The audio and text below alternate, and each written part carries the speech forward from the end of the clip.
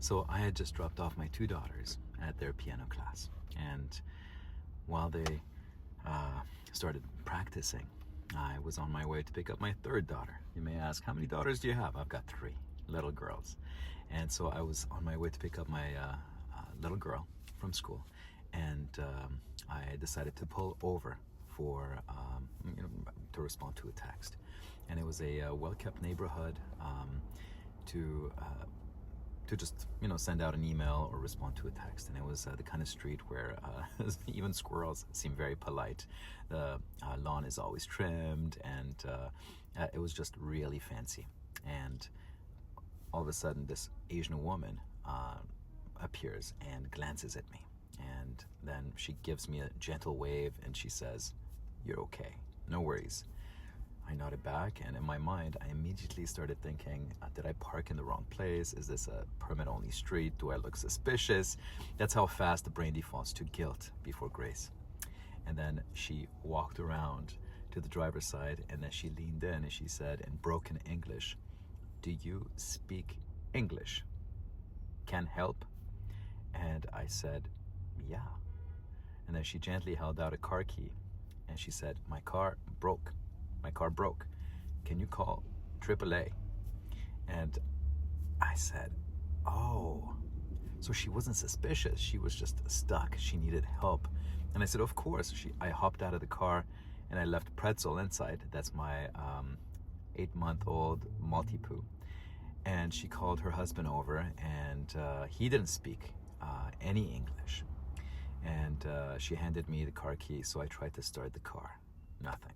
I grabbed my jumper from the car, and it didn't work out. So I called AAA and I explained the situation, and they said someone would arrive in about 18 minutes. So I let her know that I had to pick up my daughter soon, but I gave her my phone number, and I said that if anything were to go wrong, if he didn't show up, if it didn't work, to call me, and I would come back and help her out. And as I saved her contact, her phone screen lit up, and I noticed that her wallpaper was Jesus holding a little lamb. And that reminded me of how he will leave the 99 to go after the one. And right then I knew she was a believer.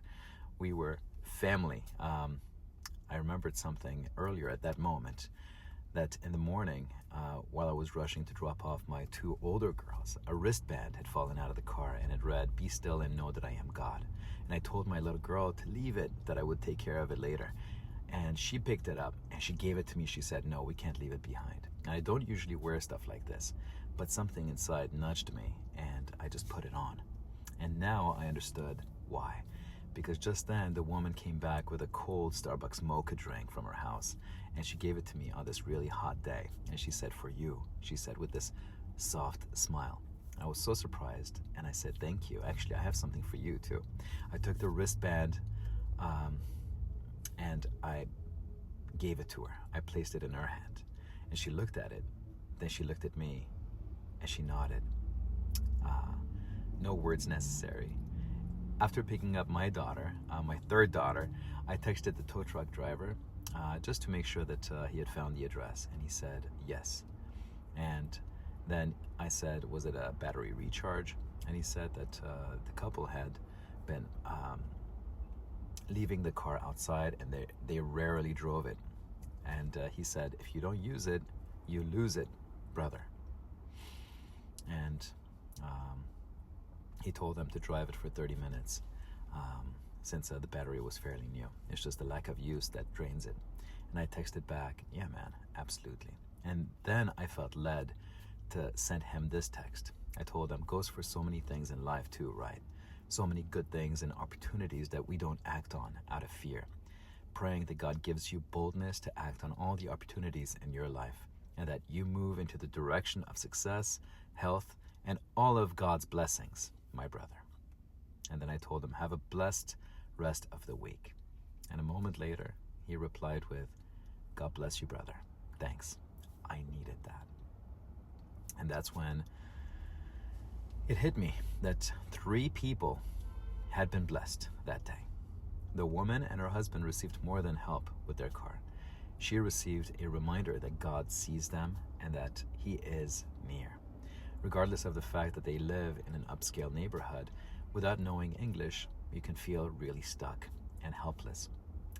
I was blessed, not just with a cold mocha on a hot day, but with the joy that comes from stepping in a moment of purpose and feeling God working through you. And finally, the tow truck driver, he wasn't just jumping a battery, he got a recharge of encouragement, a reminder that also God still speaks through strangers and small moments. And that entire thing, all those blessings started because one woman reached out of her comfort zone, and she asked for help from someone who didn't look like her, someone who did not speak her language. And that's where faith lives, in the intersections of inconvenience and compassion, where a little courage opens the door to big blessings. Because sometimes all it takes is a wristband.